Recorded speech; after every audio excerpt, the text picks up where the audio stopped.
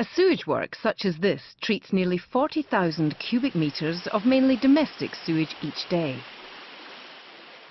At this site, trade waste from 2 local food manufacturers comprises about 8% of the total flow. Rainwater runoff, referred to as surface flow, is also treated. For simplicity, we'll refer to all the incoming wastewaters as sewage. The pollution load in the sewage equates to a population of 220,000. A large works like this requires only 4 people to operate it, thanks to telemetry, which monitors equipment and alerts technicians whenever any malfunctions occur. The raw sewage entering the works passes through 6mm mesh screens. The collected solid matter is called screenings and typically comprises rags, cotton buds, sanitary products and paper. The screenings are compacted and sent to landfill. The sewage then flows to a grit extractor of the cross-flow type.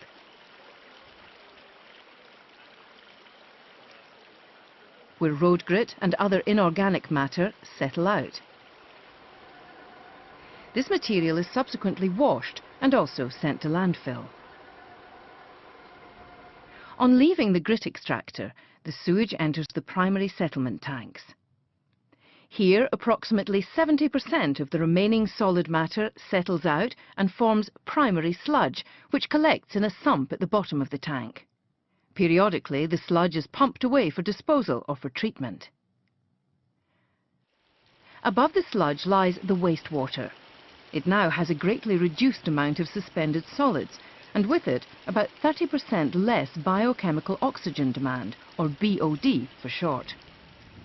On this site, the wastewater is treated in one of 3 different types of biological system, namely biological filters, activated sludge units,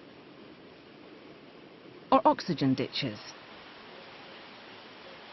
When the site first opened, there were only the biological filters, but as the site grew and evolved over the years, the activated sludge units and oxygen ditches were installed.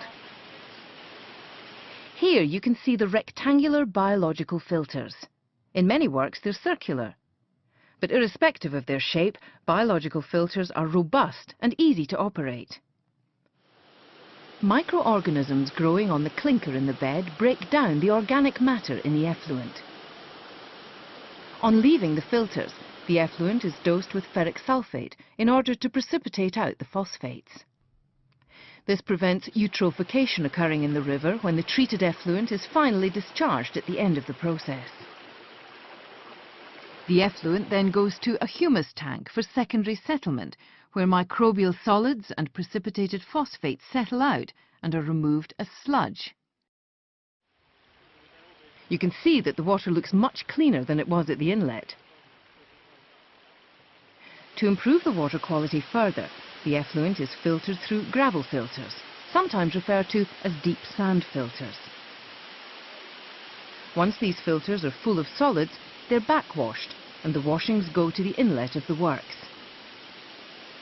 The treated effluent is now suitable for discharge to a river.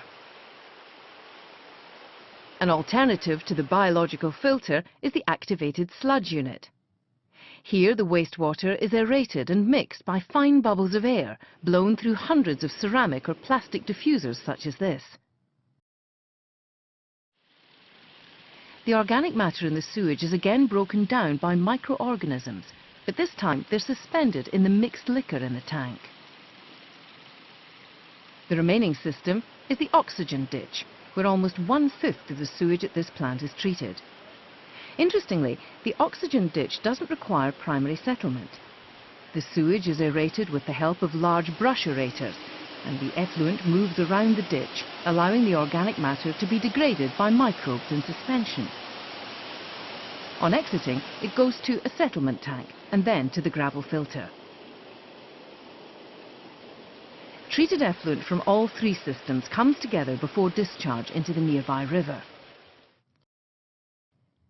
The sludge from the primary and secondary settling tanks is thickened in a picket fence thickener, then centrifuged And finally, lime is added to stabilize it. Sewage sludge can be anaerobically digested to produce a combustible gas, buried in landfill sites, composted, or incinerated. But most of it's transported to farms for use as a soil conditioner. Water quality is constantly measured using remote automatic sensors and double-checked periodically by technicians. The final output from this works is well inside the statutory requirements. The works can fully treat 3 times dry weather flow. If the incoming flow is greater, then after passing through the grit extractor, the excess cascades over this weir into the channel on the left and flows into storm tanks. Here, just under 14,500 cubic metres of sewage can be stored and treated later. This is the equivalent to 3 times dry weather flow for 2 hours. In the unlikely event that the flow to the works is greater than 6 times the dry weather flow, the storm tanks are designed to overflow and discharge direct to the river. Only in exceptionally heavy rainfall would this occur, typically about 12 to 15 times a year. This isn't as bad as it sounds. Firstly, the effluent is highly diluted with rain. And secondly, the river will be in spate, and hence further dilution of the effluent takes place, thus minimizing its impact on the environment.